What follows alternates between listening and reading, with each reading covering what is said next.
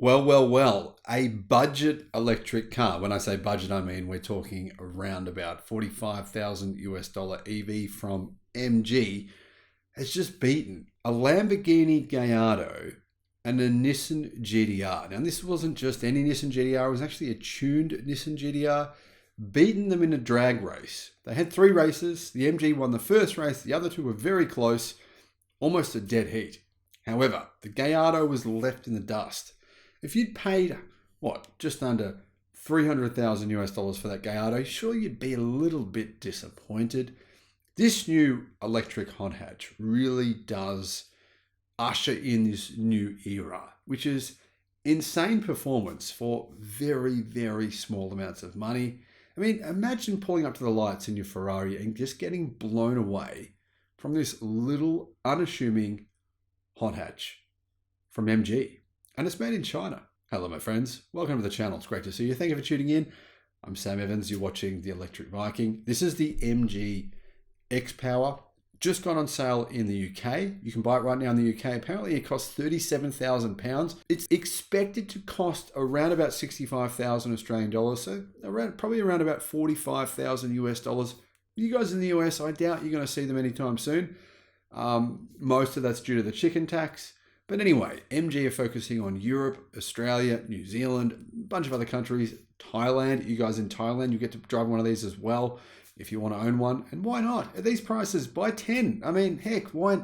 No, yeah, I don't really recommend you go out and buy 10 of them. But you could buy one for yourself, buy 9 for your friends, and go thrash them around some racetrack because these things are fast. In fact, they're faster than what MG said they would be. That's very unusual. To be fair, Chinese car makers with their EVs, they make a lot of claims. Rarely are those claims backed up when it comes to performance. They're not. They pop out these eye-popping numbers very commonly. It's not just China, by the way. There's other places that do, other car makers outside of China that do this as well. But in China, they have these things like, look, we have 700 horsepower in this new car, but it only does 0 to 60 in 5 seconds. Why? That doesn't make sense. Well, weight is one of the reasons. The MG XPower thingy, all motor, dual motor, all-wheel drive, hot hatch is not only affordable, but it is faster than MG claim. Now in this video, it's done the quarter mile time in a pretty staggering pace. It's just under 12 seconds.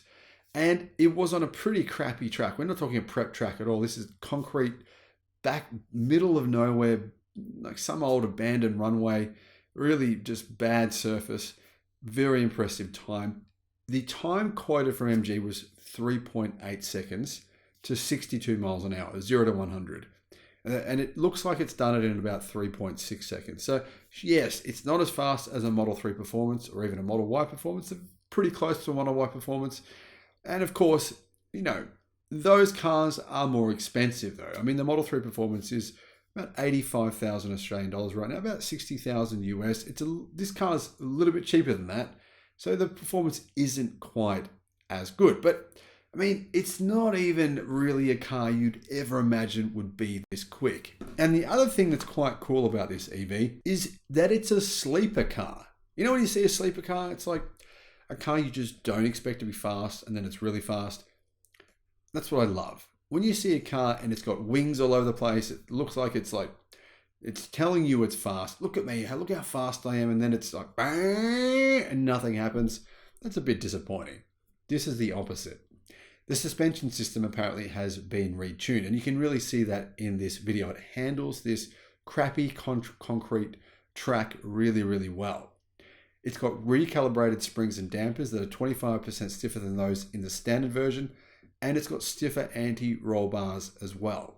Plus, it's got more responsive steering and torque vectoring software that talks to a locking electronic diff to manage torque at each wheel. Now, they didn't do any cornering in this test, but it does brake incredibly well. And this is the other staggering part of the equation here.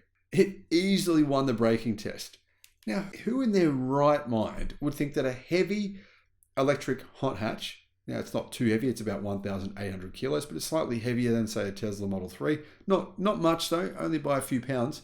But who would have thought that thing would easily trounce? In fact, it didn't just win, it really easily beat the Lamborghini Gallardo and a Nissan GDR. We're not talking any Nissan GDR.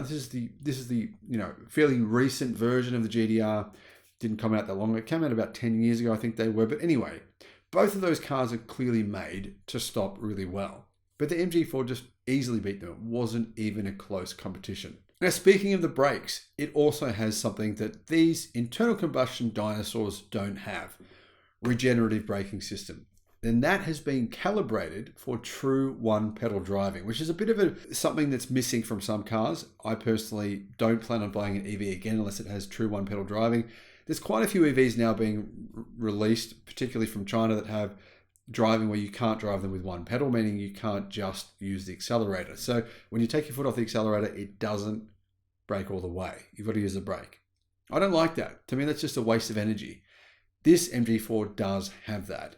It's got 345mm discs at the front and 340 at the back. And clearly they work very, very well. It's also got Alcantara sport seats with electric adjustment, sports pedals, and red contrast stitching.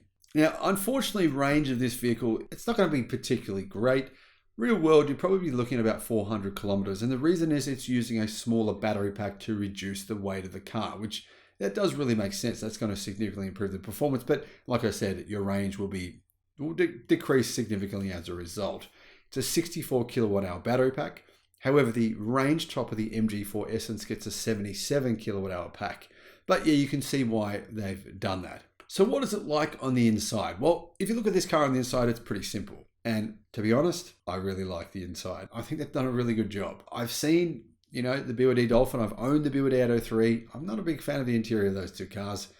Normally I don't really, the interior of a car is not something that really bothers me that much. But with those two cars, they kind of grate on me a little bit, the interiors. Interior of this is very simple. Is it expensive? No. Scratchy plastics, I'm sure they're everywhere. But do you really care about that? Probably not at this price. Now, apparently from the reviews that I've seen, the seats are very comfortable to use, very easy to perform really well in this car. You don't have to stop it, press launch control for 7 seconds, press boost here, do that there, hold down the brake until it brings up the mode of whatever. If you've seen any drag racing videos, where you see this video, Matt Watson, CarWow, they often show you just how complex it is to actually launch an internal combustion engine car quickly. They're often struggling with it, and these guys are professionals. They're doing this for their job 4 or 5 days a week.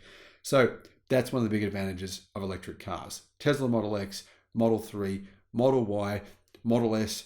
You see them test those. You see them test the Porsche Taycan. You see them test Audi EVs. You see them test the MG4. And they never complain about getting off the line. It is so easy to actually perform these performance numbers in an EV. The other thing that Matt Watson in the video was really surprised about was in-gear acceleration. They were driving along, I think it was about 50 miles an hour, and the race was who can get to a certain point. You start from 50 miles an hour. And when he put his foot down, even at 50, the MG4 just shot off immediately. So that in-gear acceleration is truly staggering. Why? Well, there's no such thing as gears in this car. It doesn't need them. It's an EV. The best part, my friends, is no part. So what are your thoughts on this? Would you consider this car? Let me know in the comments. Thank you for watching. Bye-bye.